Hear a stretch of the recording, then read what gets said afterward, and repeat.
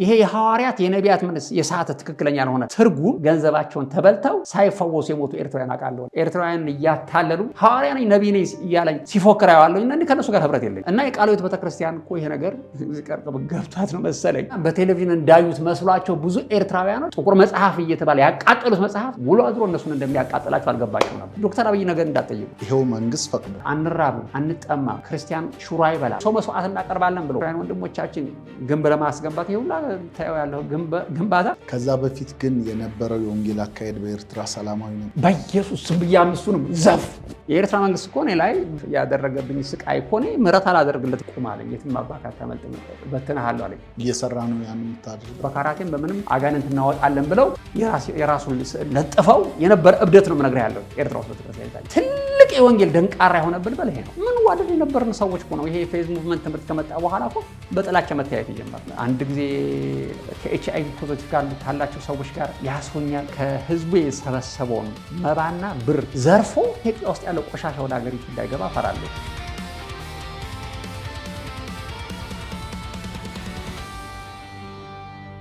ከዛ በፊት ግን የነበረው የወንጌል አካሄድ በኤርትራ ሰላማዊ ነበር። በጣም ሰላማዊ ነበር። ይቻል ነበር እና ምንድነው አሁን እዚህ ጋር ኤርትራ ቤተክርስቲያን የከሰረችው ትልቁ ኪሳራ እንግዲህ ታሪክ ምሕረት አያደርግም። እኔ አሁን የማንም ሰው ደጋፊ ስላልሆንኩኝ አይደለም። የፈለገውን ትንታኔና ትርጉም ቢሰጠውም አይ ዶንት ኬር። ግን ያለውን ታሪክ ነው የምነግርህ። አሁን ለምሳሌ ወያኔ ያደረጉኝን መጥፎ ነገር ብዙ እነግርሃለሁ። ሁለቱንም ነው የምናገረው። የፈለግከውን ከንተንት ነው እንግዲህ ያለውን እንግዲህ ሁለቱን ገጽ ነው የምነግርህ። የኤርትራ መንግስት እኮ እኔ ላይ በወንጌል ምክንያት እኮ ያሳለፍ ያደረገብኝ ስቃይ እኮ እኔ ምሕረት አላደርግለት የምናገርበታለሁ። ግን የነበረውን ጥሩ ነገር ደግሞ መናገር ጥሩ ነው። ቤተክርስቲያን የከሰረችውን ነገር መናገር ጥሩ ነው። ከ19 እኔ አልነበርኩም። አሁን ከ1991 ጀምሮ እስከ 1999 ባልሳሳት የኤርትራ መንግስት ማንኛውም ሰው መጽሐፍ ቅዱስ መማር አለበት ብሎ በየነፍስ ወከፍ ትምህርት ቤት የጌዴዎን መጽሐፍቶችን እንዲበተኑ ፈቅዷል። ይሄው መንግስት ፈቅዷል። ይሄ መንግስት ፈቅዷል። እንግዲህ ምናልባት እኔ አሁን ምለው ይሄ መንግስት እንግዲህ ሰው የእግዚአብሔርን ቃል ካላወቀ ጥሩ ሞራል ጥሩ ዜጋ መሆን እንደማይችል ገብቶታል። ባይገባው ኖሮ ይሄን ነገር ባልፈቀደ ነበር። ይሄን እድል ቤተክርስቲያን ከስረዋለች። በዚህ እነሱ በሰጡን መጽሐፍት የኤርትራ መንግስት በሰጠን መጽሐፍት የዳኑት ነፍሳት ናቸው። እንደገና ደግሞ የኤርትራ መንግስት ያሳደዳቸው እና አሁን በመንፈሳዊ ዓለም ይሄን ነገር በምንድን ነው የምንረዳው? ቤተክርስቲያን ይሄንን ትልቅ እድል ሚስ አድርጋለች። እንደ ማርያም ቤተክርስቲያን ቸርች እንትን አቃጠሉ፣ መጽሐፍ ቅዱስ አቃጠሉ። አይናቸውን እንግዲህ ክርስቲያን ሀገር ነው ይታይ። ቤተክርስቲያን የሚያክል መጽሐፍ ቅዱስ በራሷ ላይ ሲቃጠልና ሲቀደድ ቤተክርስቲያን ውስጥ ነው መርገሃለ። ጥቁር መጽሐፍ እየተባለ ያቃጠሉት መጽሐፍ ውሎ አድሮ እነሱን እንደሚያቃጥላቸው አልገባቸው ነበር። አየነው ደግሞ ያቃጠላቸው በደንብ አድርጎ ነው የለበለባቸው። ልጆቻቸው እያዩ በሊቢያ ነበር ለስደት ለሞት የተዳረጉት በዛ ምክንያት ነው። ይሄንን የኤርትራ ቤተክርስቲያን ምሳሌ ትገባበት የሚገባት ነው። ማንም መንግስቱን መቃወም አይደለም፣ መንግስቱን መንቀፍ አይደለም ያስፈልግ። የራስህን ኃጢአት ነው ማወቅ ያለበት። ገብታ ቤተክርስቲያኒቱ የሰማይና የምድር ገዢ የሆነውን ተቀብለው የነበረችው መጽሐፍ አቃጠለች። የት መሃል? ቤተክርስቲያን መሃል እንደ ማርያም እንደ ስላሴ የሚባለው ስታቃጥል እግዚአብሔር ቃሉ ተቃጥሎበታልና ልጁ ተቃጥሎበታልና ኃጢአት የዘራውን እነሱ የዘሩት ኃጢአት ልጆቻቸው ላይ ተረፈ። ከዛም በኋላ ኤርትራ አልተመቻትም፣ ምንም አልተመቻትም። እንግዲህ የነገስታት ልብ በእግዚአብሔር እጅ ነው አይደለም? እንግዲህ ለወጣ የንጉሱን ልብ ለወጠው። ምን ያርግ እግዚአብሔር? አንተ ክፉ በመሆነ ይለውጥልሃል። ከዛ በኋላ እንግዲህ የኤርትራ መንግስትም ቤተክርስቲያን መዝጋት ጀመረ። እሱ ብቻ አይደለም ግን አሁን አንዱ ችግር የኦርቶዶክስ ቤተክርስቲያን መቃጠሉ ብቻ አይደለም፣ የኛም ችግር የፕሮቴስታንቶች ችግር። ያልሆነ ትንቢት እያመጣን መድረክ ላይ መስበክ ጀመር፣ ነገስታትን መሳደብ ጀመር። የገመል መንፈስ ብለው መንግስትን መስደብ ጀመሩ። ህግደፍ እያሉ መስደብ ጀመሩ። እኔ እንኳን የምናውቀው ታሪክ እኮ ኧረ ተው ይሄ ነገር እንደዛ አይደለም። ደግሞ አሁን ትልቁ ነገር መንግስቱን አሁን ግራ ያጋባው ነገር ቢኖር ምንድነው? ማንኛው ነው ጤነኛው? ማንኛው ነው ቅኑ? ጠርቷቸው ነበር ባይዘው ጠርቶ ሃይማኖታዊ ጉዳይ ላይ ማንኛችሁ ቅኖች መሆናችሁ ማንኛችሁ ጤነኞች መሆናችሁ አናውቅም አላቸው። ወይም ተቃውሞ ወይም ደግሞ አንድ እንዴት ብትሉ ደግሞ ይከታተላችኋል። እናንተ ሙሉ ወንጌል ቤተክርስቲያን ናችሁ አይደል? ንጹሆች ናችሁ። አዎ። ግን የእናንተ ቸርቾች አባል ሰባኪዎቻችሁ የት ላይ ታይቷል? እነዛ ፌዝ ሙቭመንት የሚባሉት ቤተክርስቲያን ውስጥ ታይቷል። መድረክ ላይ ታይታችኋል። ኧረ አልታየንም ብትል የቪዲዮ አመጣልሃለሁ። ይከታተላችኋል እሱ። እነዚህ ነገር ላይ ነው በጣም ስማርቶች ናቸው። ቪዲዮውን ራሳቸውን ቪዲዮ አድርጎ የዘረጉትን ከገበያ ነው የሚገዙት። ምንም መሰለል አያስፈልጋቸው እና አካሄዳችሁ ሁሉ ለሀገር የሚጠቅም አይደለም አላቸው። እንግዲህ እሱ በሚረዳው ቋንቋ ነው። እንዴት ብትል እነሱ የሚያውቁት ነገር ይሄ መካነ ኢየሱስ ወይ ደግሞ ኬኒሻ የምትባለው ቤተክርስቲያን ያደረገችውን በናጽነት ትግል ይሁን ህዝቡን በማስተማር ይሁን ያደረገችውን አበርክቶ ያውቃሉ። እናቱ ወልዳ ወልደማርያም የሚባሉት እንዴት ብትል ፊደል ቀርጸው ያስተማሩት እነሱ ናቸው። መካነ ኢየሱስ ቤተክርስቲያን ወይም ኬኒሻ ነው የምትባለው ፊደል የቀረጸችው። ፊደሉን መጀመሪያ ህትመት የታተመው እነሱ ጋር ነው። ሽወደናውያን ስለነበሩ ህዝቡን ትምህርት እንዲነቃ ትምህርት በትምህርት ደረጃ ብዙ ስራ የሰራችው ያቺ የመካነ ኢየሱስ ቤተክርስቲያን መሆኗን ያውቃሉ። እነሱ አሁን ይሄንን አገር በመለወጥ ህዝብ መለወጥ ህዝቡን ከድንቁርና በማውጣት ትልቅ ስራ ሲሰራ የነበረው የሚያውቁት ሃይማኖት አሁን እኛ ላይ ደርሶ ሌላ ገጽ አይነት ነገር ያዘባቸው። ከዛ ላይ ጠርተው አነጋገሯቸው። ከአሁን በኋላ ቸርች ተዘግቷል ብሎ ዘጉ። አሁን የዛ የነበረውን እንግዲህ በዛ ጊዜ የነበረው ኪሳራ አንዱ ያስከተለብን ጦስ ይሄ ነው። ይሄ የሐሰት አሁን ወዲያውኑ አንድ መጽሐፍ ጽፌ ነበር፣ አልታተመም። ግን ኑፋቄ ካስከተለብን የታሪክ ጠባሳ ምን ተምረን ይሆን የሚል መጽሐፍ ጽፌ እንዳጋጣሚ አልታተመም። ግን ሰርቼው ለአንዳንድ ሰዎች ደግሞ እንዳለ በውስጥ ሸራረኳቸው እና ምን ልልህ ብዬ ነው የዛን ጊዜ የኤርትራ ቤተክርስቲያን ሚስ ያደረገች አሁን አንራብም፣ አንጠማም፣ ክርስቲያን ሽሮ አይበላም፣ ክርስቲያን ድርቆሽ አይበላም ሲል የነበረ ክርስቲያን ሁሉ ታስሮ የተወረደ መሰለ። ሚጥር የሚባል በረሃ ላይ ወረደ። የዛን ጊዜ ቤተክርስቲያን ደግሞ እነሱን ለመርዳት ብላ እንጀራ፣ ቲማቲም ላከች። ቲማቲም ተላከ፣ ድንች ተላከ፣ ምን ተላከ። ገና ከአስመራ ተነስቶ ሚጥር የሚባለው ሞቃተው ቦታ ላይ ሳይደርስ መበላሽ ጀመረ። እዛው እያለ መበላሽ ጀመረ። እንዴት ሙቀት ነው። ከዛ በኋላ እነዚህ ሰዎችን እንዴት አድርገን ምግብ ምልክላቸው ሲባል እንግዲህ ያለው አንደኛ ምርጫ ድርቆሽና ሽሮ መብላት ነው።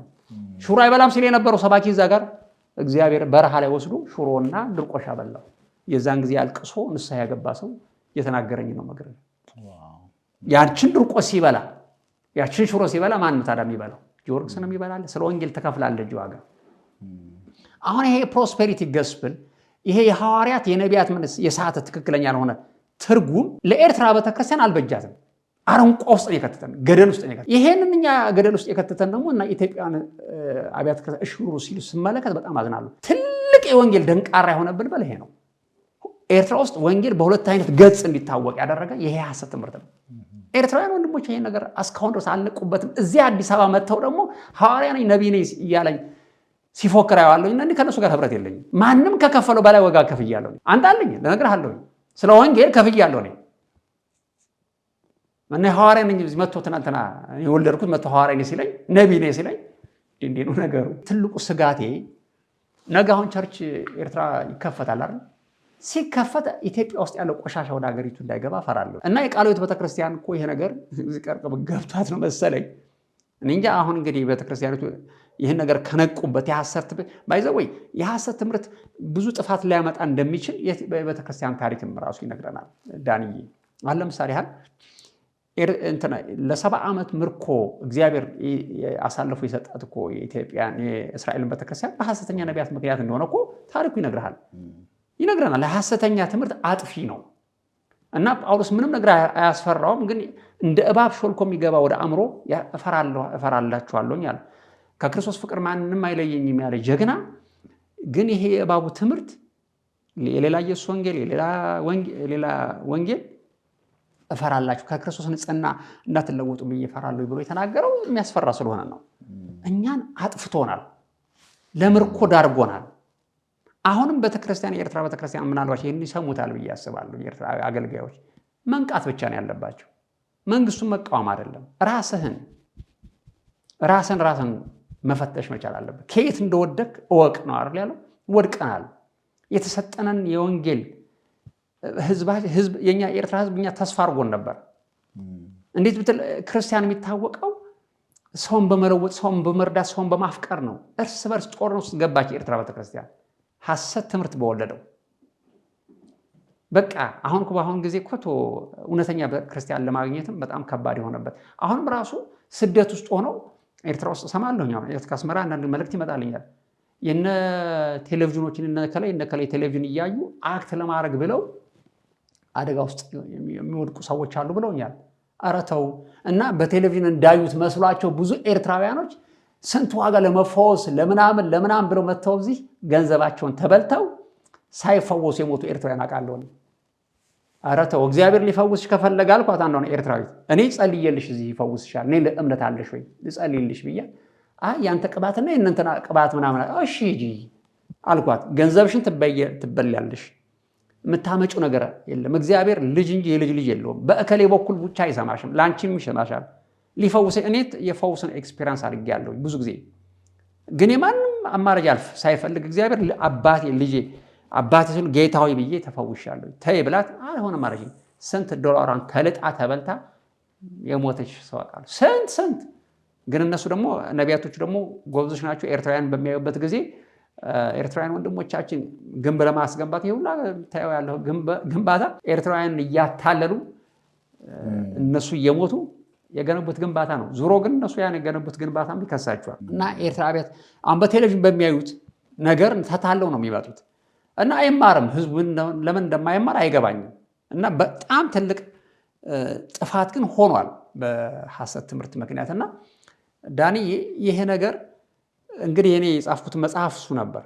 ጽፌ ከጨረስኩ በኋላ እንደውም መጨረሻ ላይ የሃይማኖት ጉዳያት አማኞቹን ሁሉ ቤተክርስቲያናትን ሰብስቦ ይሄ ሰውዬ የት ነው ያለው አድራሻውን ነገሩን ብለው ጠይቋቸው ነበር። ይሄ ሰውዬ የጻፈውን መጽሐፍ ታውቁታላችሁ ሲሉ እግዚአብሔር ይባርካትና ቤተክርስቲያን እኔን አሳልፋ ላለመስጠት አናቆማል ልታይ ይሄ ሰውዬ ግን እውነተኛ ነው እናንተ አላችሁ ይሄ ሰውዬን እኛም እንድንጠብቃችሁ እንደዚህ ልጅ እንድትቃወሙት ነበር። ሊያስሩኝ አይደለም እኔን በእነሱ ፊት አደነቁ። ጀግና ሰው ነው ይሄ ሰውዬ። አምቼ ነው ከኢትዮጵያ መጣ ኤርትራዊ ነው አላወቅነውም። ስሙን የአቤጽ ብሎታል። ግን ጀግና ሰው እናንተ እንደዚህ አድርጋችሁ ብትቃወሙ ኑሮ ቸርቻችሁ ባልተዘጋ ነበር ብሎ ቁጭ አድርጎ ተኔ ተናገራችሁ። እንደውም ዝጉ ሲባሉ በአንድ ቃል ነው የዘጉት። እኔ አንበሳ ነኝ፣ እኔ በሰማይ በራለሁ፣ ነገስታትን ደረምሳለሁ ምናምን ሲል የነበረው ልክ እንደዛ በአንድ ቃል ዝጉ ሲባሉ ነው የዘጉት። አንዘጋም ያለ ሰው የለም። አንዘጋም ያለችው አንድ ቤተክርስቲያን ነች። አንድ ናቸው ሁለት ቤተክርስቲያን። አንዘጋም ቤተክርስቲያን አልዘጋም ብሎ የተናገሩት እነዛ እውነተኛ ቤተክርስቲያን የነበሩት ቸርቾች አንዘጋም ብሎ ቀጥ ብሎ ከመንግስቱ ጋር የቆሙት እነሱ ናቸው። አልነካቸውም ደግሞ እነሱ እንዴት ያቀብትን ኦዲት አድርገው እንትን ያደርጋሉ። አሰራራቸውን ትምህርታቸውን ያውቃሉ። ለእነሱም እንዳደረጉላቸው ያውቃሉ። ስለሚያውቁ እነሱን አልዘግባቸውም ነበር። እና እንግዲህ ይሄ ልዩነት አምጡ። በኋላ ግን ያው እንግዲህ ማንም አልቀረለትም። እነሱም አሁን እንደዛ ሁኔታ አሉ የሉም ሌላ ጥያቄ ነው። ቀጥሎ እኛ ስንደበደብ ኦርቶዶክስ ቤተክርስቲያን ስንደበደብ እኛ ጴንጤ ቸርቹ ተዘጋበት ሲባል ደስ ያለው ኦርቶዶክስ ላይም ዘመተ፣ ካቶሊክ ላይም ዘመተ። ማንም የቀረ የለው። ኦርቶዶክስም ካቶሊክም ማለት ያው እንግዲህ አሁን እንደኛ ማለት እኛ ስንደበደብ እነሱ ላይ ብቻ መስሎታል። ገብቷል። እንግዲህ ያው እንግዲህ መንግስቱ ማንኛውም አይነት እንቅስቃሴ ኦርቶዶክስ ላይ የነበረውንም ደግሞ መቆጣጠር ጀመረ፣ ካቶሊክንም መቆጣጠር ጀመረ። ሌላም አሁን ምንድነው ይሄ ምንድነው የህዝቡ ኃጢአት ያመጣው ነገር እኔ በራሴ መረዳት አሁን የፖለቲካው ምናምን ፖለቲከኞች ተንትኑት። እኔ ግን የራሴን ኃጢአት ላንሳ። መጽሐፍ ቅዱስ ተቃጥሏል በቤተክርስቲያን ውስጥ እና መጽሐፍ ቅዱስ ሲቃጠል ደግሞ ኦርቶዶክስም ካቶሊክም ሌሎችም ኧረ ተው ይሄ ነገር ስህተት ነው መቃጠል የለበትም ማለት አልቻሉም። አሁን የራሴን መረዳት የራሴን እይታ ነው እንግዲህ ያየሁትን ነው የምናገር ያለው። ሌላ የፖለቲካ እይታ ኑሮብኝ አይደለም። በአንድ በኩል ደግሞ የሐሰት ትምህርቱ እኛን አረንቋ ውስጥ ፍቅራችንን በታተን። እንዴ ምን ዋደድ የነበርን ሰዎች እኮ ነው። ይሄ የፌዝ ሙቭመንት ትምህርት ከመጣ በኋላ እኮ በጥላቻ መታየት የጀመርነው። ጦርነት ውስጥ ደብዳቤ እንትን መጽሐፍ እየጻፍክ እንትን ማለት ከዛም አልፎ ደግሞ ያልሆነ ስካር ይሄ አፖስቶሊክ ሮድ የሚባል ትምህርት መጥቶ የነሱ ልጆች ናቸው ሌላ በጣም ደስ የማይል ነገሮች መናገር ከዛ በኋላ እንደውም ከዛም የሰው መስዋዕት እናቀርባለን ብሎ የሰው መስዋዕት እና እኔ በስጋ የምሰራው ኃጢአት አይደለም እኔ መንፈስ ነኝ ስለዚህም ደግሞ በስጋ የምሰራው ደምና ስጋ የእግዚአብሔር መንግስት አይወርስም እኔ የምሰራው ኃጢአት መንፈሱን አይነካውም ስጋ ደግሞ እዚህ መቅረቱ ስለማይቀር በስጋ የምንሰራው ኃጢአት ስላልሆነ ብሎ ንስሐን ከቤተክርስቲያን ጠርገው ካወጡ በኋላ ደግሞ የስንት ሴቶችን ድንግልና የኔ ቅባት ያልፍብሻል ብለው አገልጋዮች የሴቶችን ድንግልና ወሰዱ በዛ ምክንያት ክርስትናቸውን በአፍንጫ ይውጣሉ ክርስቲያኖች ኤርትራውያን ክርስቲያኖች ስንት ናቸው ከዛም ደግሞ አንዱ ደግሞ እንግዲህ እኔ ልዑል ነኝና እንደ ልዑል እንዲከበርልኝ እንዲነገስልኝ እንዲሰገድልኝ የራሱን ለጥፈው የነበረ እብደት ነው መነግርህ ያለው ኤርትራ ውስጥ ቤተክርስቲያን የታየው እብደት ልጅየው አሁን ሌላ ውጭ ሀገር ገብቷል ያለው እና እኔ እንድነግስ ንጉስ እንድባል ከስሜ ጋር እንደ ልዑል ትሆናለህ የሚል ቃል አለና ምናምን ብሎ መስዋዕት ትሆናለህ ብሎ ሰው መስዋዕት ለማድረግ የተዘጋጀ ትምህርት ነበር ያን ነገር መንግስት ደረሰበት ፍርድ ቤት አቆሙ ተናደረገው ሰው እንኳን ለመሰዋት ምን አይነት እብደት ነው ይሄ የፌስ ሙቭመንት ያመጣብን ጣጣ አሁንም እኮ ሌላውን አይነት መልኩ ያዙት እንጂ አለ ኢትዮጵያ ውስጥ አሁንም የኤርትራ ቤተክርስቲያን አገልጋዮች ሊማሩበትና ሊጠነቀቁበት የሚገባው ነገር ይሄ ነው እኔ አሁን ትልቁ ጭንቀቴ አሁን እዚያው ብዙ ኤርትራውያኖች አሉ አዲስ አበባ ውስጥ ምንድነው መላቸው እናንተ ተማሩ ስነ መለኮት ተማሩ ተጠቀሙበት ግን አለ ሰካራም የሆነ ቤተክርስቲያን አለ የኤርትራ ቤተክርስቲያን ሰካራ ያንን ባላውን ሱፍን ምናምን አድርጎ ሁሉም አይደለም ያንን ነገር የሚደግም ፒራተው አሁንም ደግሞ ጦርነት ውስጥ ሊከቱን ነው አንዳንድ ጊዜ ቤተክርስቲያን አለ አይደል እንዴ ረጌታው እንጃ ሰዎችን አስነሳ እያልኩ ነው እና ትልቅ ግጭት በአንድ በኩል የወንጌል ሸክም አለብን በአንድ በኩል ከነሱ ጋር ስንፋጭ ዘመናችን እንጨርሰው ነው ማለት ነው እና ደስ የማይል ነገር ሆኗል ይሄን ታሪክ አያውቅም አሁን ያለው ትውልድ እና ጥንካሬውም ደግሞ ልክ እንደኛ በነበርንበት አይነት የነበረው የቅድስና ጥንካሬ የትምህርት ጥንካሬ የለውም ዝም ብሎ በቃ ከዛ ሲያንቀላውጥ ነው የሚኖረው እዛም ይሄደ ብቻ ያም ሆኖ ምንድነው አጠረና አድርገውና ጉዳዩን ያ ነገር ያ መጽሐፍ ከተበተነ በኋላ ልጅየው የተናገረኝ ነገር ግን አልሆነም አልታሰርኩም ወዲያውኑ እኔ መጽሐፉን ከበተንኩት በኋላ ለመታሰር ተሰኔ ሄድኩኝ ተሰኔ ያደረስኩት ተሰኔ ላይም ራሱ መጽሐፍ ሳደርሰው ታሰርኩ ስታሰር ይሄ ልጅ የተባለብኝ ያለኝ ነገር ደረሳልኩ ምን ልታርግ ነው የመጣው ተሰኔ ሲባል ተሰኔ እንግዲህ ወደ ሱዳን ድንበር ወደ ሱዳን ለመሻገር ነው የታሰርኩት ብዬ ታሰርኩ እኔ በግልጽ ነገርኳቸው እኔ ጌታ ልኮኝ መጽሐፍ ለመበተን ነው የመጣሁት የዛን ጊዜ ደግሞ ጴንጤን በሌላ አይንም ይታይበት ጊዜ ነበርና ችግር ነው የነበረው እና እንደዛ ብለ መናገሩ ራሱ ከባድ ነው ከዛ በኋላ ኦኬ አንተ መጽሐፍ ለመስጠት ነው የመጣኸው ሌላ ዓላማ የለህም ለመሻገር አይደለም ወደ ሱዳን ማለት አይደለም ከዛ በኋላ እኔን ኢንተርቪው ያደረጉኝ ታሰርኩኝ ከታሰርኩ በኋላ ጌታ ሆይ አሁን እኔ ከታሰርኩኝ ያ ነቢያቶቹ እሳት ይበለዋል ብሎ ተናግረው ነበርና እባክን ምክራቸው የተፈጸመ መስሏቸው እልል ይሉብኛል እና እባክን ጌታ ከዚህ አውጣኝ ብዬ ጸለይኩ ተአምር በሚሆን መልኩ አንድ ልጅ አንድ መርማሪ የሻዕቢያ የስለላ መርማሪ አየኝና ይሄ ሰው ይገር ነው አለ በቃ ገርነቴ ብቻ ሳይሆን ድሮ በጌታ የነበረ ባክስላይድ ያደረገ ክርስቲያን ሆኖ አገኘሁት መርማሪ ለካኔ እሱን ያያንያ አለቀሰ ድሮ በጌታ እያለ የነበረውን ግንኙነት አሳየሁት መሰለኝ ከዛ በኋላ ኢየሱስ ምንም ነገር የለበትም ማለት አሁን እንላካው ግድ የለም አሁን እኮ እስከነ መጽሐፌ እስከነ ምናምን እኮ ገቢ ቢያደርገኝ ከእስር ቤት አልወጣም እኔ ማን ተያዝኩ ዋናው መጽሐፍ ጻፊ እኮ ተያዝኩለት ተሰነ ላይ ከዛ በኋላ ወዲያውኑ ደብዳቤ ጽፈው ዋስ ጥራ ተብዬ ዋስ ጠርቼ መጣሁኝ ነገ ስትመለስ ይቺን ወረቀት እዚህ ጋር ተሰነ ገብቼ ወደ ሱዳን ድንበር ነው ስትመለስ እዚህ ጋር ወረቀቷን ጥላት ካልወጣ ማን ይታሰራል ዋሴ ነው ይሶይ ወደ ሱዳን ተሻግሯል ተብዬ ነው ወንድሜ መጽሐፌን አደረስኩኝ ምጽዋ ሄድኩኝ ያደረስኩ መንደፈራ የሚባለውን ቦታ ላይ ሁሉንም በትኜ ወደ አስመራ መጣሁ ለመታሰር። ዛሬ እታሰራለሁ፣ ነገ እታሰራለሁ ሲል አልታሰርኩም። ወንድሜ ያለኝን ቃል ሰምቼ ፈርቼ ብንበረከክ ኖሮ አለቃልኝ። ምንድነው ፈርቼ ሄድኩኝና መክሊቱን በምን ውስጥ ቀበርኩት? በጉድጓድ ውስጥ ቀበርኩት። እና አንዳንድ ጊዜ ፍራቻ እኛ ከአፈር የተሰራነ በአፈር ውስጥ ቀበርኩት አይደል? ፍራቻ ያለህን መክሊት በጉድጓድ ውስጥ እንድትቀብር የሚያደርግ የሰይጣን ወጥመድ ነው። እኔ ግን አልቀበርኩትም። እና ፍራቻን በጥሰ ነው ጌታ ከተናገረማ በጥሶ መውጣት ነው። እኔ ሰውን ለማዳን ነው ጌታ ያውቃል። እና ህግ ብጥስም እኮ እግዚአብሔር አጨበጨበልኝ እንጂ አሳልፎ አልሰጠኝም። ያን ነገር ኬዝ ክሎዝ ያን ጨርሼ ሄድኩኝ። ከዛ ላይ ያው እንግዲህ ፊልሙ ጀመረ። መታሰሩ ቤተክርስቲያን መታሰር ሲጀምሩ ሁለተኛ እንግዲህ እናንተ ታሰሩ፣ እኔ ነግሬያችኋለሁኝ፣ በደንብ አድርጋችሁ ታሰሩ። አሁን እንግዲህ መከራ አይመለከተኝም ብለህ መከራ መጣብህ። አንዱ የቤተክርስቲያን መሪ ከህዝቡ የሰበሰበውን መባና ብር ዘርፎ በምጽዋ አድርጎ ሊያመልጥ ሲል ያዙት። እስከነ ዶላሩ እስከነ ምናምን ይታይ። እንግዲህ ይሄን አሁን የኢትዮጵያ ህዝብ የኤርትራ ቤተክርስቲያን እኮ ስለ ወንጌል መከራ እየተቀበለች በእነዚህ ሰዎች ምክንያት ነው መከራ የተቀበልነው።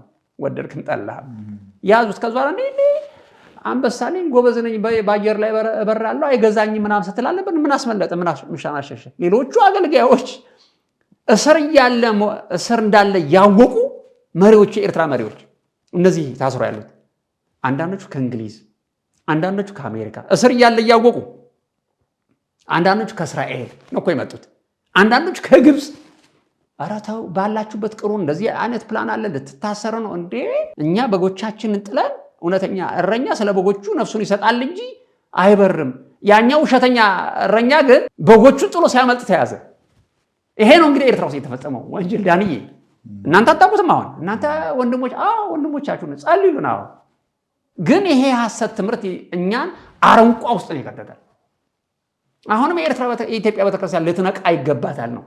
አሁንም ይኸውልህ ዳንዬ፣ እኔ አሁን ትልቁ ፍራቻ ልንገር፣ ከልቤ ነው የምነግርህ ያለሁት እንደ አገልጋይ ከተቀበልክ ኢትዮጵያን ለማዳን ሆነ ለማጥፋት የኢትዮጵያ ቤተክርስቲያን ትልቅ አስተዋጽኦ ነው። ትልቅ ድርሻ አላት። አሁንም እናንተ ነቅታችሁ ህዝባችሁን ወደ ከሐሰት ትምህርት እንዲወጣ ከሐሰተኛ ነቢያት ከሐሰተኛ ሐዋርያት እንዲገላገል ካረጋችሁት ኢትዮጵያ ከመከፋፈልም ከመጠፋትም ከምንም ትድናለች እላለሁ። እንዴት ብትል ቤተክርስቲያን እኔ ወንጌል አገርን እንደሚያሻሽል አገርን እንደሚያድስ ስካንዲኔቪያን ካንትሪ እናውቃለን፣ አሜሪካን እናውቃለን፣ ብዙ ታሪክ እናውቃለን። አገርን እንደሚለውጥ ነው መናቀው።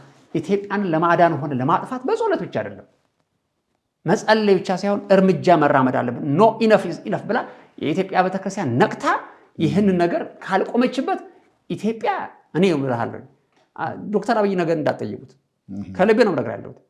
እንዴት ቤተ መቅደስ ሲበላሽ ነው አንድ የሆነ ሰው እንደዛ ቤተ መቅደስ ሲበላሽ ቤተ መንግስት ይበላሻል አለ። እና እኛ ጨው አይደለንም እንዴ? ብርሃንን ከተባለን እኮ ብርሃን ምንድነው? የጨለማውን ለማብራት ነው አይደለም? ብርሃን እኮ ጨለማ ላይ እያበራ ነው። እንግዲህ ማንም አያቸንፈውም። ጨው እኮ ከብልሹና ኢት ፕሪዘርቭ ፍሮም ኮራፕሽን ነው አይደለም? እንዴ ስንት ሚሊዮን ክርስቲያን አለ ኢትዮጵያ ውስጥ እንዴ! ግን እየሆነ ያለው ሌላ ታሪክ ነው እየሆነ ያለው። እኔ አሁን ይሄ ጥያቄ አለብኝ እና አሁን ትልቁ ጭንቄ ስለ ትግራይ ህዝብ ነው፣ ጭንቄ ስለ ጎንደር ህዝብ ነው፣ ወንጌል ስላልደረሰበት። እኛ ግን እዚህ ጋር አሁን ግን ትንሽ መነቃቃት እያየሁ ነው ኢትዮጵያ ውስጥ። እና ይህን ነገር በዚህ ነገር ግፉበት ነው እላቸው። ንስሐ የሚገባው ይግባ ይመለስ። ካልተመለስን መጥፋታችን ነው። ኢትዮጵያ ኤርትራ ውስጥ ላይ የደረሰው ነገር እኛ ላይ ይደርሳል። ብትንትናችን ኤርትራው እኮ አሁን ወጣት ኤርትራ የሚባል የለም። ሁሉም ወጥቷል ያለው ተሰዷል ያለው። ስለዚህ መንቃት መቻል አለባት የኢትዮጵያ ቤተክርስቲያን። ብቻ ይሄ ነገር ተጨረሰ። ይሄ ነገር ከተጨረሰ በኋላ ስደትም ጀመረ። ስደትም ከጀመረ በኋላ ማንም ሰው ቤተክርስቲያን ወንጌል መስበክ የማይችልበት ደረጃ ላይ ደረሰ። ከዛ በኋላ እንግዲህ እኔ እናንተ ተጨነቁ፣ እኔ ግን ወንጌል ሰብካለሁ ብዬ ተነሳሁ። ሁለተኛው ጦርነት ደግሞ ከቤተክርስቲያንና ግጭት የተነሳው በዚህ ነው። ከዛ በኋላ በጊዜውም ባለጊዜውም ወንጌል ሰብካለሁ ብዬ ተነሳሁ። መጽሐፍቶችን ትራክቶችን በትግርኛ አዘጋጅቼ ማሳተም ጀመርኩ። እየሰራ ነው ያን የምታደርገው? እየሰራው ነው የማገለግለው። ገቢ አለኝ፣ የራሴ ገቢ አለኝ። እና እግዚአብሔር ይባርካቸው። አንዳንድ ጊዜ ደግሞ ትራክት ሳዘጋጅ አንዳንድ ሰዎች ከኔ ጋር መቆም የሚፈልጉ ሳፖርት ያደርጉኛል። ትራክት እና ጌታ ብሎኛል። ኩናማን፣ ናራን፣ ሂዳረብን፣ ሳሆን፣ ብሌን፣ አፋር የኤርትራን ህዝብ ይዤ ጸልያለሁ። አባቶቼ ድሮ የጀመሩትን የሚሽን ስራ መቀጠል መቻል አለብኝ። ገዛ ኬኒሻዎች የጀመሩትን መቀጠል መቻል አለብኝ ብዬ እንግዲህ አስቤ ተነስቻለሁ። ወንድም በዚህ እርምጃ ነው እንግዲህ አሁን ተነስቼ መስራት ጀመርኩ። አሁን ትራክቶችን እበትናለሁ። ስምበትነው ደግሞ ያው አንዳንድ ጊዜ ክልክል ነው፣ ከተገኘ ወንጀል ነው። አንድ ቀን ወንጌል እየሰበኩኝ ተይዤ ነበረ። ጌታ ብቻ ጌታ ሆይ የኋላ መንፈስ ስጠኝ ብዬ በኋላ መንፈስ አለርንዴ ሊደርስብኝ እስከማይችል ድረስ ከእጁ ያመለጥኩበት ጊዜ አለ። ሽጉጡን ከእጁ አስጥዬ ማለት ነው። ወንጌል ስሰብክ አግኝቶኝ ስትሰብክ አገኘን። ሽጉጥ ደቀነብኝ አስመራ ላይ አገኘሁ አለኝ እና ከዛ በኋላ ደግሞ እኔ ይታይ የመጀመሪያ እጮኛ ነኝ። አግብቼ ሚስቴን ቦር አላደረኩም። እኔ ሚስቴንም አልጠገብኳትም። ይታይ እንግዲህ ታየችኝ ሚስቴ። ፈተና ነው ይሄ ማለት። ይሄ የደረሰብህ ገና አግብተህ እንትን እንዳልክ ነው። አሁን እንግዲህ ያው እንትን ብያለሁኝ እየሰራሁ አግብቻለሁ። 2006 ነው በፈረንጅ አቆጣጠር አግብቻለሁ እና እኔ ደግሞ አልተውኩም። ሚስቴ ደግሞ እኔ መሰለች ሚስት ነው ያለችኝ እና እግዚአብሔር ልጅ ነች እና ካገባሁ በኋላ ነው እንግዲህ እኔ አላርፍም። ከኔ ከኢትዮጵያ የመጡ ኤርትራውያኖች አሉ። እነሱን ሰብካለሁ፣ በአማርኛ ሰብካለሁ እና አንዳንድ ቦታ ደግሞ በድብቅ ትራክት እሰጣለሁ። በትራክት በትናለሁ። ህጋዊ አይደለም፣ ክራይም ነው፣ ወንጀል ነው። በዚህ መሃል ላይ ለአንዱ መጽሐፍ ቅዱስ ሰጥቼ መጽሐፍ ቅዱስ እየገነጠልኩ አሳየዋለሁ። እሱ ደግሞ የጸጥታ አባል ነው፣ ያዙ ተብሏል። የዛን ጊዜ ቸርች ፈርሷል። ሁሉም ነገር በሆም ሴል ነው። በየቤት ነው የምታመልከው የምታገለግለው። ሻይ ቤት ነው የምንሰብከው። አንድ ለአንድ ነው ስብከት ያለው። እንደዚህ ምናምን የለም። እንደዚህ ድሮ እንደነበረ ቀርቷል ያለው እና ይሄ ወደ ጌታ መምጣት አለበት ብዬ የማስበውን ሰው እኔ ሰበኩት። ስሰብከው ከዚ በኋላ ካየ በኋላ ወዲያውኑ ሽጉጡን ደቀነብኝ። ቁም አለኝ። የትም አባካታ መልጥ በትንሃለሁ አለኝ እና በኳሌታ ንቅ አርጎኝ ይዞኝ ሄደ። ከዚ በኋላ ወዲያውኑ ይቺ ልጅም አልወለድኩኝ። አሁን አንድ ከዚህ ከታሰርኩ ደግሞ ያው ሚስቴ ለስንት ዓመት እንደምታሰርም አይታወቅም። ለ20 ዓመት ይሁን ለ10 ዓመት ይሁን ታየችኝ እና ልጅም ሳትወልድ ምንም ሳትወልድ እንግዲህ በአንድ ወሯ ልለያት ነው እና ጌታ ደግሞ እንዴ ምን ነው ለ1 ዓመት ብለህ አልነበረም እንዴ እስከ 1 ዓመት ሚስትህን ጥገብ የሚል ቃል አለ እና ይሄ ነገር እንዴት ነው? ተፈተሙ። እሱ ይዞኝ በቃ እንደ አንድ ጫጉላ ጊዜ ቢያንስ 1 ዓመቱን ይሰጠኝ ነው አንተ። ያልኩ ነው። እሱ እንደ አንድ ትልቅ ጀብድ የሰራ በቃ ይዞ አንድን ጴንጤ ይዟል። በቃ መንግስት የሚፈልገውን ወንጀለኛ ይዟል። ከሌባ የባሰ እኮ ነው። ሌባ እንደውም ተፈቶ ይፈታል እና እንደ ትልቅ ጀግና ነው። አሁን እሱ ጀነራል ሊሸለምብኝ ነው ወይስ ሊሾምብኝ ነው አላውቅም፣ ግን መንግስት የሚፈልገውን ነገር ይዞለታል ሰውዬ። ከዛ ላይ እየሄድኩኝ እያለሁ እንዴ ጌታ ሆይ ምን ላድርግ? ሩጥ አለ። ምን አልክ አልኩት። ሩጥ እንዴ እግር ለምን የተፈጠረ እንዴ ሩጥ በሽጉጥ ብሎ ሽጉጥ ሩጥ እያልኩህ እኮ ነው። ለአንቺ የተሰሩት መሳሪያ አይሰራም። ሩጥ አለኝ። ከዛ ላይ መታወት ወንድሜ ጠቅ ስመታው ሽጉጡ በር ወጣ። ወንድም እንዴት እንደሮጥኩኝም አላውቅም። ከዛ ላይ ስሮጥ እሮጣለሁ ደግሞ እስከዛ ያዘው። ከዛ 5 ሰዎች ናቸው እኔ ለመያዝ እየሮጡ መጡ። ከዛ ስመጣ ሊይዙኝ ሌባ ኤርትራ ውስጥ ደግሞ ሌባ ትልቅ ወንጀለኛ ነው። ሌባ ብሎ አስወራብኝ። ከዛ ላይ ሲመጡ ወንድሜ 5 ብሎ ከዛ ላይ መጡ። በኢየሱስ ስም ብዬ 5ቱንም ዘፍ ወደቁ። የሳምሶን መንፈስ ነው ብቻ ጠብ ነው ወንድሜ። ከዛ ላይ ሞድካም ይባላል። ላጥ አምባሳደር በምላጥ እጥፍ መኪና ግብ መኪናው ራሱ ላጥ ወንድሜ ከዛ ላይ በእንትና ኤምባሲ አድርጌ በአሜሪካን ኤምባሲ አድርጌ ላፍ። ከዛ ላይ አንድ ወንድም በሩቅ ያየኛል። በጌታ ወንድሜ ነው። ሌባ ነው ሲባል እኔ ሌባ ሁኝ ልታሰር እንደማልችል ያውቀዋል። ገብቶታል። ልጅየው አይደለም አላቸው። ተው አይደለም አላቸው። ታቋና ተው አይኮነን አላቸው። ሌባ አይደለም ተውት። አመለጣው ጸለይልኝ እንደውም እንዳመጣ የዛን ጊዜ ምን የኋላ መንፈስ የተሰጠኝ በሬ ወንድሜ ወደ ቤት የገባሁኝ ሚስቴን ነገርኳት። ወደ ተከታተሉኝ። እንደውም ቤት ቀየርን። የት ይድረስብኝ? ያስመለጠኝ ጌታ ነዋ። ከዛ ወዲህ መነጽሬን ቀየርኩኝ። መነጽር ይዟል። በእኔ ምክንያት ልጅየውን አሰቃይ። አንጠው ሄደ። ልጅ ቤት ጠቁመኝ፣ ሊጠቁመኝ ይችላል፣ ያቀኛለም። በኋላ እሱ እኔ ምን አውቀዋለሁ፣ በቃ ሰጥቶ መጽሐፉን አንጠብሎ መጽሐፉን ቀማ ወሰደ። ወዲያውን መጽሐፉን ከወሰደ በኋላ ብቻ ብዙ ጦርነት ሆነ። እንደማያልፍ የለም ታለፈ። ቤት ቀየር እና ቤት ልንቀይር በታሰበበት ማግስት አካባቢ ብቻ እዛ አካባቢ ጴንጤ መሆኔ ስለታወቀ መጡ እኔን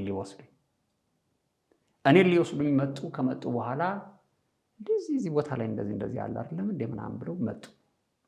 ሲመጡ እዚህ የሉም፣ ሌላ ሰው ተከራይቶ አገኙ። እንዴ እንደዚህ የመሰለ ሰው የለም እዚህ ቦታ? ኧረ የለም። አሁን እሱ አይደለም የተከታተለኝ፣ ያው እኔ ስራዬን ስለማልተው እዛ አካባቢ አንዳንድ እንቅስቃሴ ሲያዩ ጴንጤ ነው ተብሎ ተጠቁሜያለሁኝ። ስለዚህ ጠንቆ ወዲያውኑ ብቻ እኛ ቤት ጌታ እንዲቀይር እንድንጸልይ ስለነበር በድንገት የሆነ ቦታ ላይ ቀየር። ስንቀይር በቀየርንበት ማግስት መጡ ሲል አይ ለካ በኋላ እንደተነገረኝ እኔ ከሚታሰሩ ሰዎች ሊስት አንዱ ሆኖ ቤት ለቤት እየገቡ ይለቅሙ ነበርና በሚለቅሙበት ጊዜ ነው እንግዲህ እኔ እንዳገልጋይ የኔ ቤት የመጡት እነሱ። አይ የት ነው ቤቱን ታውቁታላችሁ ወይ? በዛን ጊዜ ደግሞ አይነገርም። እኔ አሁን ቤት ስንቀይር ለማንም ሰው ሳልነግር ነው የተቀየርነው። ለጎረቤት አላሳየንም። አይ እኛ አናውቅም፣ የት እንደገባ አናውቅም፣ ግን ቀይሯል ብለው ተቀየረ ቤቱ። ቤትን ቀይራላል። ከዛ በኋላ እኔ ስራዬን ቀጠልኩኝ፣ ስራዬን እያገለገልኩኝ። አሁን ትልቁ ምንድነው እኔ ወደ ናሽናል ሰርቪስም አልሄድኩም፣ ናሽናል ውትድርና ውስጥ አልሄድኩም እና ያ ነገርም ከያዙኝ እንቀርብ ወደ ውትድርና ሊወስዱኝ ይችላሉ። ግን ጌታ እዛ መሀል ላይ የተፈጸሙ ብዙ ተአምራት ነበረ።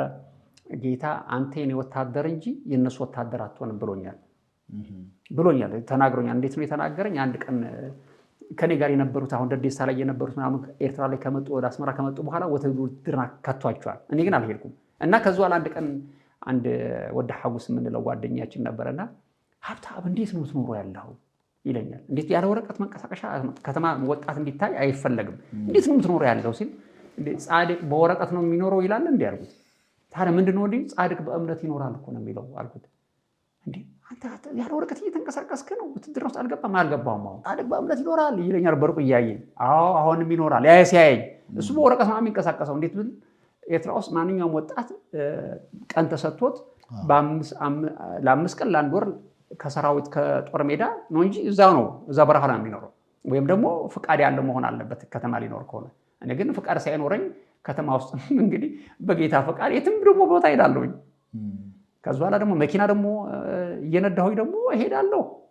የሚገርም ነገር አሁን ከዛ በኋላ ይህ ሰውዬ ውሸቱን ነው፣ ግራ ገባቸው። አንዳንዶቹ ምን ያደርጋሉ መሰለህ? ኤድስ በሽታ ሳይኖርባቸው ኤድስ በሽታ አለብን ብለው የኤድስ በሽተኞች ወረቀት ያወጡና እንደፈለጉ ይንቀሳቀሳሉ። አሁን ከዛ በኋላ ይሄ ሰውዬ እንዴት አንድ ጊዜ ተሰነ መኪና ደግሞ ለንግድ ለስራ ሄዳለሁ፣ ባጽ ሄዳለሁ፣ የትም ቦታ እንቀሳቀሳለሁ። ይሄ ሰውዬ እንዴት ነው የሚያወራው? የሆነ ነገር አለበት ይሉኛል። እኔ ደግሞ ያለኝ በቃ መታወቂያ የኤርትራ አይዲና የመስሪያ ቤቱ ደግሞ የመስሪያ ቤት የምሰራበት ደግሞ ራሱ የሚሰጠኝ ወረቀት አለና በእንደዛ ነው የምኖረው። አንድ ስራ ስንቀሳቀስ በስራ ጉዳይ ሲሆን ደብዳቤ ይጻፍልኛል። ደግሞ ብዙ ጊዜ ሾፌር ከሆንክ ደግሞ አትጠየቅም። ሾፌር ማንም ሰው አይጠይቀውም እና በእንደዛ ደግሞ እኖራለሁ። ከዛ ላይ ወንድም ሾፌር ሆኜ ነው አንዳንድ ጊዜ ራሴን መኪና እየነዳሁም ጠዋት ማታ ላይ ወረቀቶችን እበትናለሁ፣ ትራክቶችን። ከዛ ላይ ግራ ይገባዋል መንግስቱ፣ ይህን ወረቀት ማን የበተነው? እኔ ፍለጋ እዛ ያዩኛል። እንደ ማታ ትራክት እበትናለሁ፣ ቀትር እተኛለሁ። በእንደዚህ አይነት መልኩ ያው እንግዲህ የጌታን ስራ መስራት ጀመርኩ። ከዛ ላይ ትንሽ ግጭት ፈጠረብን እኛ ቤተክርስቲያን ለሀብታም። በአሁን ጊዜ ወንጌል የምንሰብክበት ጊዜ አይደለም። እንዴት ተደበቅ ነው የሚለው የእግዚአብሔር ቃል። ስለዚህ መደበቅ መቻል አለብህ። ጊዜውም አይደለም፣ የወንጌል ጊዜ አይደለም። አሁን እንግዲህ ሰፋ አድርጌ የምናገረው እንግዲህ ይህንን ነው፣ ምን ያህል ዋጋ ወንጌል እንደሚያስፈልግ። ጌታ ደግሞ ወንጌልን ጨክነህ ስትወጣ ምን ያህል ታማኝ መሆኑ እሱ ነው መናገር የምፈልገው። እና አብዛኛዎቹ ኤርትራ ቤተክርስቲያናት አሁንም እዚህ ላይ ሲታሰሩ ከተወሰኑት አገልጋዮች ውጭ ኤርትራ ውስጥ የታሰሩት አገልጋዮች በእውነተኛ ወንጌል ሲሰብኩ ከታሰሩት አሁን እስር ካሉት አገልጋዮች ውጭ እንዲሁም ደግሞ አንዳንድ ሰዎች በእውነት ከታሰሩት፣ ሌላው ሲታሰር የነበረው አንዳንዱ የራሱን እንጀራ ሲያበስል ነው የታሰረው። አሁን መንግስት እንዳትሰባሰቡ እንትን እንዳታረጉ ይላቸዋል። አሁን እነሱ ቪዲዮ ያዩና የቪዲዮ ፊልም ኢትዮጵያ ቴሌቪዥን ቻናሎችን ያዩና ልክ እንደነንትና ያው በካራቴም በምንም አጋንንት እናወጣለን ብለው ህዝቡን ይሰበስባሉ። ደግሞ ህዝቡን ቆቆልሽ ስላለበት ለመፈወስም ለምን ብሎ ይሰበሰባል። ሲሰበሰብ እና ቀስ ብለው መጸለይ ሲገባቸው አውዱን ማዕከል ያላደረገ አይነት ሲጮሁ ይሰማቸዋል፣ ይጠቁሟቸዋል፣ ይታሰራሉ። ከዛ በኋላ ስለ ወንጌል ታሰሩ ነው የሚባሉት። እኔ ግን የኔ እስር እንደዛ አይደለም። በፍጹም እንደዚህ አይነት ጌታ ሆይ እንደዚህ አይነት እስር አልፈልግም። እኔ ውስጡን ስሰራ ነው መታሰር ያለብኝ። ከተያዝኩኝ እና ረጅምም የተጓዝኩት ገብቷል። አንድ ጊዜ በመጽሐፍ ምክንያት ብዙ ችግር ደርሶብኝ ከዚህ ኢትዮጵያ ውስጥ ከኤርትራ ውጭ መውጣት አትችልም ተብዬ አንዳንድ በፖስታ የዶክተር መለስ ወጉ መጽሐፍ ሲመጣልኝ ይቄ ነበር። ከዛ በኋላ ማዕቀብ ተጥሎብኝ ከኤርትራ ከወጣህ ምናምን ተብያለሁኝ። አሁን እሱም እያለ እኮ ነው እሱም እያለ እኔ ግን ስራዬን አልተውኩም። አሁን በተለይ በፖስታ በምናምን በመጣው አንዳንድ ጣጣ ከኤርትራ መውጣት እንደማልችል ተነግሮኛል። እስረኛ ነኝ። ከወጣሁኝ አደጋ ውስጥ እንደምገባም ተነግሮኛል። አሁን እንደዛም እያለ እኔ ግን እሰራለሁኝ ያለሁት። አንድ ጊዜ ወደ ውትድርና ላይ ያስገቡኝ ብሎ ከተውኛል። እስር ቤት ከትያለሁ። ከዛ በኋላ ጌታ ሆይ ውትድርና ውስጥ ሊከቱኝ ነውና አንተ ያልከኝ ደግሞ የራሴ ወታደር እሆናለሁ ነው ብር አልከኝ። ግን አሁን ግን የአንተ ወታደር ሳይሆን መንግስት ወታደር ለሆን ነው ምናምን ተብዬ እስር ቤት እያለሁኝ ጌታ ውጣ ብሎ ከእስር ቤት ተአምር በሆነ ልክ እንደ ጴጥሮስ የወጣሁበት ጊዜ አለ። ይህንን በደንብ አድርጎ ያውቁታል ታሪኩን። ውጣ አለኝ። ከዛ በኋላ ሰውየው ለካ እግዚአብሔር የኔን ጠባቂ ጥሩ እንቅልፍ ሰጠው። እንደ ሳኦል ወጥቼ የሄድኩበት ጊዜ እንደዚህ አይነት ከእስር ቤት የኔ ወታደር ሰውን አለ ብሎ ያመጣኝ እና እንዴት ነው ጉዳዩ? የሆነ ነገር ሲመጣ እንደዚህ ብለህ ነበር እንዴት ነው ጉዳዩ ነው የምለው። ከዛ በኋላ ጌታ ሆይ ተስማምቻለሁ። ከዛ በኋላ እንደዚህ የወንጌል ስራ እየሰራሁኝ እያለሁ በጣም ከባድ በሽታ ታመምኩኝ። ከታይሮይድ ጋር እየተያያዘ ከልብ ጋር የተያያዘ የታይሮይድ እና ይህን መድኃኒት ካልወሰድክ ትሞታለህ ተባልኩኝ። የዛን ጊዜ ደግሞ ጌታ ሆይ እንዴት ነው እኔ ሰው ወንጌል እየሰበከ አንገቱ ተቀልቶ ይሞታል እንጂ በዲያቤት በታይሮይድ ምናምን ልትገለኝ? ኧረ በጌታ ይሄ አይሆንም ጌታ ሆይ ያልኩት።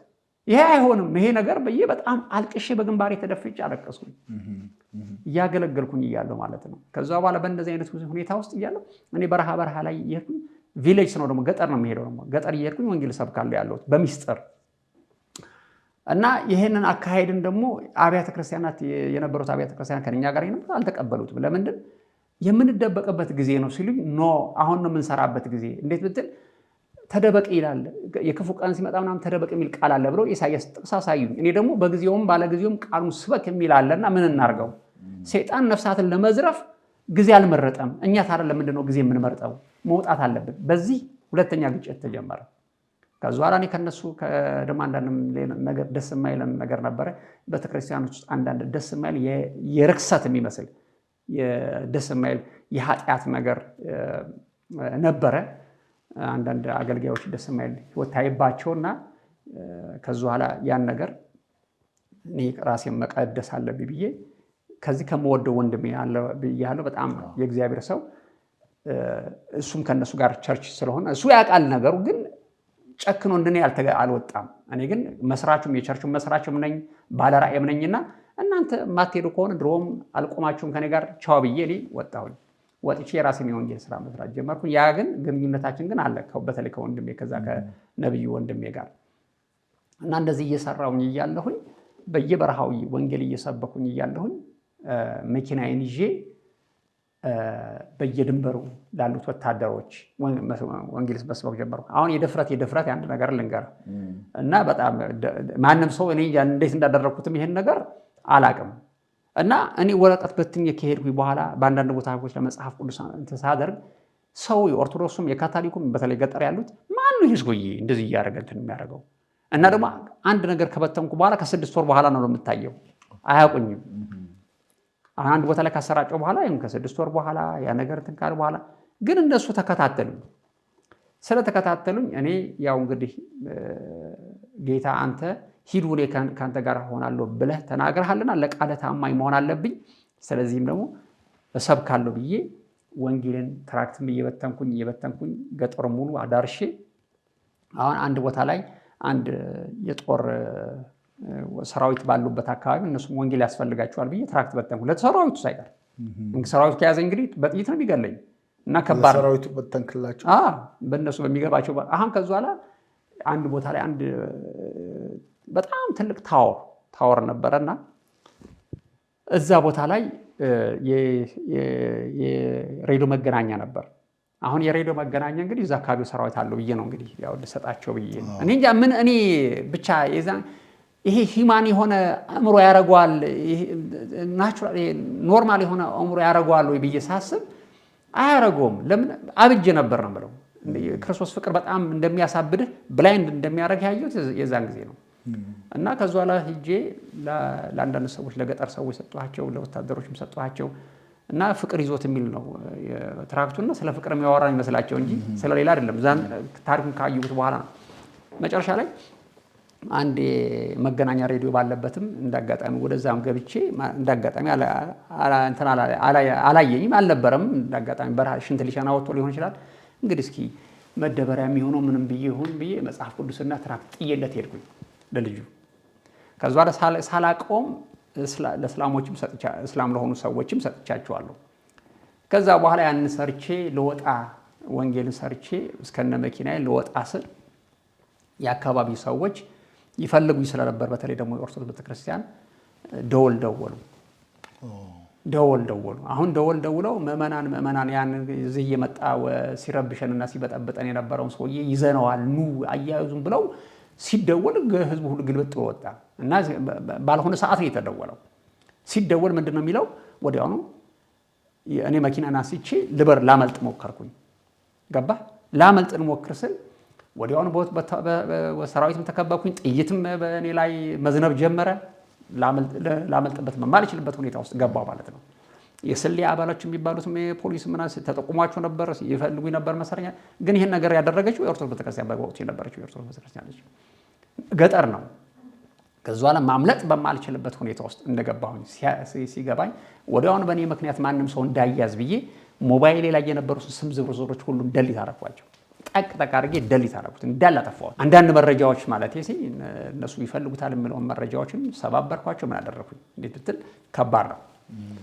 እንዴት ብትል አሁን አንተ መታሰር ሳይሆን ሌላውን ያሰቃዩታል። ዝም ብሎ ሊስት ላይ ስምህን አገኘው ከእሱ ጋር ምን ግንኙነት አለ ምናምን በሚል ብቻ የሚያውቁት ነገር የላቸውም፣ ግን ያሰቃዩሃል። እንደዛ ነው አሰራራቸው። ወዲያውኑ የዛን ጊዜ የጸጥታው የዛን አካባቢ የጸጥታ ሰው የነበረው አንድ ሙስሊም ነውና ስሙን አያስፈልግም፣ ግን መሪያቸው ነውና ጥላቻም አለበት በወንጌል በመሰበኩ። ከዛ በኋላ እኔን አሰረኝ። ከዛ በኋላ በያሱት መጽሐፍ ቅዱስ አድርጎ እኔን መቀጥቀጥ ጀመረ። እኔም መቀጥቀጥን አሰቃየታ ጀመረ። አንተ የወያኔ ልዑክ ተባልኩኝ። የማን የወያኔ ልዑክ? የአሜሪካና የወያኔ ልዑክ ተብዬ ተቀጠቀጡ። የሚያሳዝኑ ነገር ማለት ነው። ቀጠቀጡኝ። ይሄም አይባል። ከዛ በኋላ የለይተው እባብም የሚገኝበት ቦታ ላይ አይጥም የሚገኝበት ቦታ ላይ ከተቱኝ።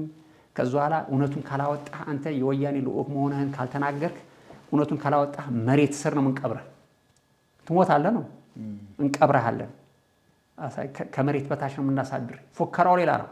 እኔ ከዛ አውርዴም እንደሞት አውቄያለሁኝ። ምንም ካሁን በኋላ ዋጋ እንደሌለው አውቄያለሁኝ። ግን ጌታ እንግዲህ ይህን አገልግሎት ልጅ እንዲቀጥለው ፈልጎ ሊሆን ይችላል። ግን እኔ መክፈል የሚገባኝን ዋጋ መክፈል አለብኝ ብዬ ያው አንድ ጊዜ ገብቻለሁ። ምንም ጸጥ ቆምኩኝ። ከዛ በኋላ እንደ ትልቅ ጀብዶ ምናምን ተነገረ፣ በሬዲዮ ተነቀባበሉብኝ እንደ አንድ ትልቅ ወንጀል እንደተያያዘበት። ከዛ በኋላ ወዲያውኑ ታስሬ ብዙ መከራ ቀመስኩኝ። ከዛም ደግሞ ከአንድ ቦታ ወደ አንድ ቦታ የሚያስሩበት ቦታ ደግሞ በጣም ከባድ ነው። ከመሬት በታች ነው የምትታሰረው። ሙቀቱን አትችለውም። እንስሳት መጥቶ ማን ቢገልህ አታቆም። አይጥ ጨለማ ነው እና አይጥ በልታ አንተን ይመጣሉ። አይጦች ይመጣሉ፣ ሳያቸዋለህ። እዛ ደደሳ የነበሩት አይጦች አሁንም በላቴ ላይ የነበሩት አይጦች አሁን መጥቷል።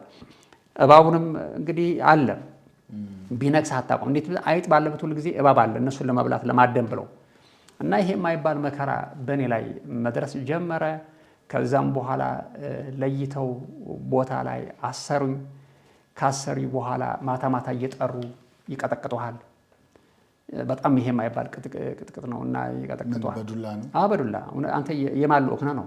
የወያኔ ልዑክ ነው የሚባል። ከፖለቲካ ጋር የኢየሱስ ልዑክን የወያኔ ልዑክ አድርገው ነው የሚቀጥሩት። እና የዛን ጊዜ እዛ አካባቢ እኔ ክርስቲያን እንደታሰርኩኝ የሰሙ እዛ አካባቢ የነበሩ ድብቅ የተደበቁ ክርስቲያኖች እኔ ማን መቶ መጠየቅም አይችልም። እኔ መቶ መጠየቅ ከሞከረም ደግሞ ይታሰራታል። እዛው ማንም ሊጎበኝ አይችልም። ግን ከዛው በኋላ መድኃኒት ከለከሉኝ እና መድኃኒት በጣም የሚያሳዝነው እና ያው ወዲያውኑ እንደምሞት ገባኝ። እንዴት ብትል የታይሮይድ በሽታ ከልብ ጋር የተያዘ የታይሮይድ በሽታ ዴቨሎፕ አድርጌያለሁኝ እና ይህን መድኃኒት ካልወሰደ ሀብተአብ ዊል ኤክስፒሪየንስ ሰደን ዴዝ በጣም ድንገተኛ ሞት እንትን እንደማረግ ከዛ ኋላ ነገርኩት። እኔ በሽተኛ ነኝ መድኃኒት ማከት ስጠኝ ምናምን አልኩት። የአሳሬ እንደዚህ ስለው ኧረ አለኝ መድኃኒት ኦኬ እውነቱን ካልተናገርክ አንተ እኛ መድኃኒት አንሰጥህም አለኝ። አራቱ አለ አዎ ትሞታታለህ አለኝ። እኔ እንደምሞት ገባኝ። ጨረሱ በቃ አገልግሎቴ በዚህ አብቅቷል አልኩኝ። ወዲያውኑ ማረሳው እባክህን ሚስቴን ቢሆን ከመድኃኒት እንድታመጣልኝ አገናኝ ብዬው ሚስቴን ኦኬ ሚስትህን መድኃኒት እንድታመጣልህ እሺ ብሎ ሚስቴን ለማደን ለማሰር የዛን ጊዜ ስንት ልጅ ወልጃለሁ ይመሰለህ? 2 ልጆች ወልዷል። ህፃን ልጆች አሉኝ። ሶስተኛው ደግሞ ተወልዶ አያቀኝም እና እሷም ትልቅ መከራ ውስጥ ገብታለች። ከዛ ላይ እኔን ፍለጋ በየበረሃው መንከራተት ጀምራለች። ሚስቴ አላወቀችም እንደታሰርኩም አውቃለች። የት እንደሆነ ግን የት እንዳሰሩኝ አታውቅም። ከዛ ላይ መኪናዬን ወስደው አፈር አባታቸው አብልተዋታል። መኪናዬን አንድ መኪና ነበረችኝ የፊልድ መኪና ነች። እሷን የጓደኛዬ ነች በቦል ግን እንትን አድርጓታል። ተይዛለች እንደ ትልቅ ምርኮ ነው እና ይቺ መኪና እንድትገዛ አሜሪካን የሰጠህ ወያኔ ነው ብር የሰጠህ ተብዬ ተከስሻለሁኝ። እና በጣም ቀላል አልነበረም መከራው። እና ከአንድ ቦታ ወደ አንድ ቦታ ከአንድ እስር ወደ አንድ እስር ነው የሚወስዱኝ። የት እንዳለውም አይታወቅም። በዚህ መሃል ሚስቴ እኔን አጣችኝ። ልታገኘኝም አልቻለችም። ታለቅሳለች። ምን ታደርጋለች? አይዞሽ ይሏታል። ብዙ ሰዎች ይጸልዩልናል፣ ያጽናኑናል። በተለይ ለእሷ ያጽናናታል።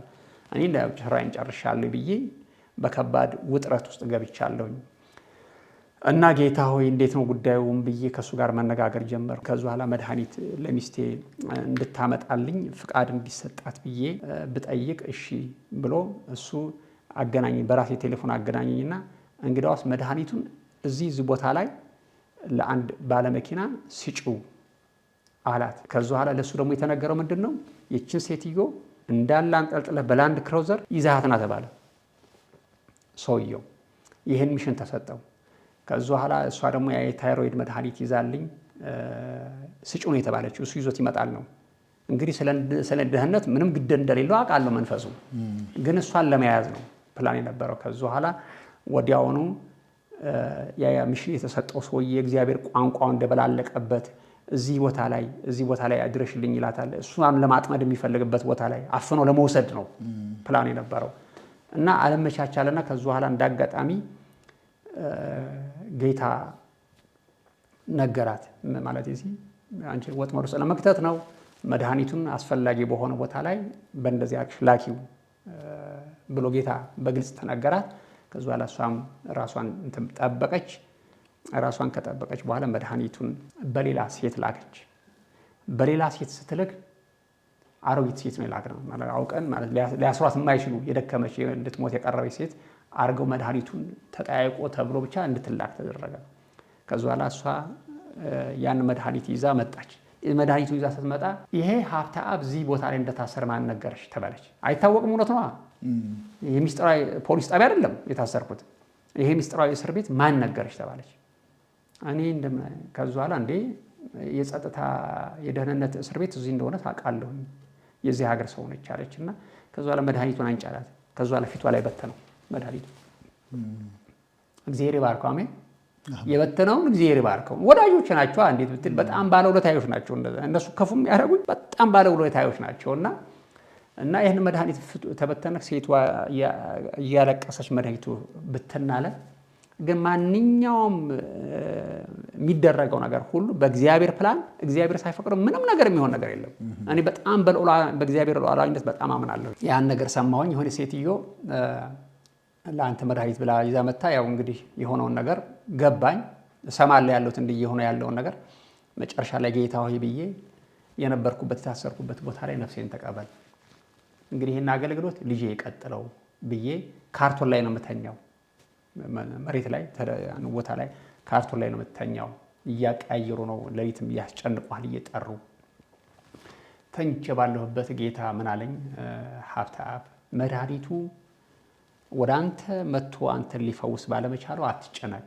እንዴት ብትል እነሱ መድኃኒትን ባይሰጡህ እስር ቤት ሊከለክለው ማይችል መድኃኒት አለ ብሎ ተናገረኝ ጌታ።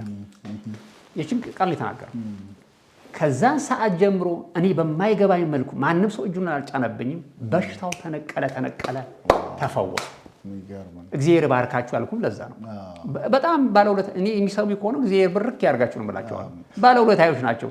እንዴት ብትል የታይሮይድ በሽታ እንግዲህ አንድ የሆነ ሰውዬ ዲያቤቲክ ያለበት 3 ዓመት ታስረህ በሽታ ግን ይሄዳል ቢባል እሺ ነበር፣ መታሰር ይመርጣል። ያ እስር ሌላ እስር በጠሰብኝ። ያ እስር የስጋ እስሩ ሌላ የበሽታ እስር እንዲበጠስ አደረገው። ተፈወሱ። እስካሁን ድረስ የምልህ ይሄ ማንም ሰው ዶክተር የሚያውቁት ናቸው። ወረቀቱም አለ ከፈለግ አለ እና ወረቀቱ አለ እንዴ። ከዛ በኋላ ስመረመር ይሄ በሽታ የተገባ ነው የተባልኩት። ቃሉ ሲናገር ምንድነው? ሂዱ እኔ ደግሞ ከእናንተ ጋር ሆናለሁ አይደል ያለው ቃሉ። እና ስትሄድ እግዚአብሔር ካንተ ጋር ነው ልልብዬ ነው። እግዚአብሔር በቃ ህላውነቱን ገልጾ እኔ እንድፈወስ አደረገኝ። ተፈወስኩ ሙሉ በሙሉ ከዛ በሽታ ዳንኩኝ። ከዛ በኋላ ዛሬ ይሞታል ነገ ይሞታል ብሎ ሲጠብቀኝ የነበረው አሳሬ ድሮውን በሽታ አልነበረበትም ወደ ማለት ጀመረ። ገብታ ውሸቱን ነው። ከዛ በኋላ ከነሱ ጋርም ተጣላ። በሽታ እንትን መድኃኒት ሰጣችሁት ነበር ወይ እስከሚል ድረስ ከነሱ ጋር ያደረሰ ያመጣልኝ መድኃኒት የለም። እና እስር ቤት የማይከለክለው መድኃኒት ሂድ ብሎ ኃላፊነትን ሙሉ በሙሉ የሚወስደው ጌታ ኃላፊነት ወስዶ ፈወሰኝ። እልል አልኩኝ፣ አልሞትኩም። ከዛ በኋላ እኔን አንድ ጊዜ ከኤችአይቪ ፖዚቲቭ ካላቸው ሰዎች ጋር ያስሩኛል። አንድ ጊዜ የወባ በሽታ ካሉበት እንትን ላይ ያስሩኛል። መርምሩት ውስጥ ሰው አስገብተው እንትን ያደርጉኛል። በጣም ብዙ ነገር እነዛ ወሬ ይዘው ይሄዳሉ ስለኔ በበሽታ እንድሞት ብዙ ነገር ተደረገ። ግን እግዚአብሔር ጠበቀኝ። ከዛ በኋላ እዛ ከታሰርኩ በኋላ ደግሞ ከዛ ደግሞ ሌላ እስር ቤት ደግሞ እንዳለ ሰንሰለት አድርገው እዚህ ላይ በከተማው ላይ ይታይ እንግዲህ ሰንሰለት እጄ ላይ አስረው በከተማ ላይ ያዞሩ። ምን ማለት ነው? ማንኛሽም ጴንጤ ከዛ ከነሱ እስር ቤት ወደ ከደህንነት እስር ቤት ወደ ፖሊስ ጣቢያ ወሰዱኝ እና ማንኛሽም ጴንጤ ስታስሪ ወንጌል ስትሰብኪ ከተገኘሽ የዚህ ሰውዬ በጣም ነው የሚደርስብሽ ብሎ ለማስደንገጥ ነው እዚህ ያለው ጴንጤ። እና ማን ይጎብኘኝ? እኔ ፖሊስ ጣቢያ መጥቻለሁ እንጀራ የሚደርስበት ቦታ ላይ። እዛ ቦታ ላይ ጨለማ ቦታ ነው የታሰርኩት። ጨለማ ማንም ሰው እንዳይጠየቀው ተብያለሁ። አንድ እግዚአብሔር ይባርካትና በእውነት ነው የምነግርህ ያለሁት ኢየሩስ ትባላለች። ያንን ነገር ፐነትሬት አድርጋ መታ ተሸፋፍና መታ ምግብ አቀበለች። እግዚአብሔር ይባርካት። በጣም ይግርማል። ያችን ውለታ ደግሞ እግዚአብሔር ቆጥሮላት አሁን ውጭ ሀገር ነው ያለችው። ስሟን ብጠቅስ አሁን የትም አያገኛትም ጠላት። እግዚአብሔር ለቅዱሳን የምታሳዩትን ፍቅር ትልቅ መስዋዕት ነው የከፈለችው። መታ ምግብ አደረሰችልኝ። ከዛ በኋላ ለሚስቴም ተነገራት።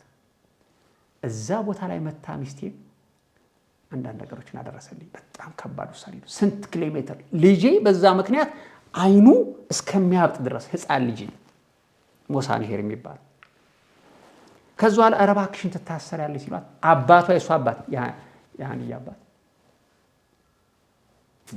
እኔ ከሷ ጋር እታሰራለሁ ይብር መጡ። አንድም እንዲሁ ደግሞ አሁን እሷ ኤርትራ ስላለች ጀግና በቃ ሃንዬ አንቺ እየሄድሽ ብላ ከሷ ጋር ለመታሰር መጣች።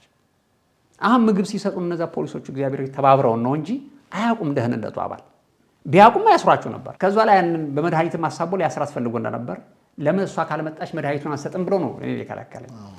ከዛም ተሰቃየው። ብዙ እየመጡ አሰቃዩን ምን አሉን። ከዛም በኋላ ደግሞ አሁን ስንተኛ እስር ቤት ደርሻለሁ? አንደኛ፣ ሁለተኛ፣ ሶስተኛ እስር ቤት ደርሻለሁ። እንደገና ደግሞ ወደ አራተኛ እስር ቤት ሄድኩኝ። ካቴና ገብቶብኝ እጄ ላይ ሄድኩኝ። ሲሄድ ካቴናዎቹን እጆቼ ላይ ያለሁኝ እና ወዲያውኑ ያ ወንድም የተናገረኝ ነገር ትዝ አለኝ። ጳውሎስ የከፈለውን ዋጋ ለመክፈል ዝግጁ ነህ ወይ ብሎ የተናገረኝን ራሴን ጸልዬ መዘዛ መጣሁኝ። በአንድ በኩል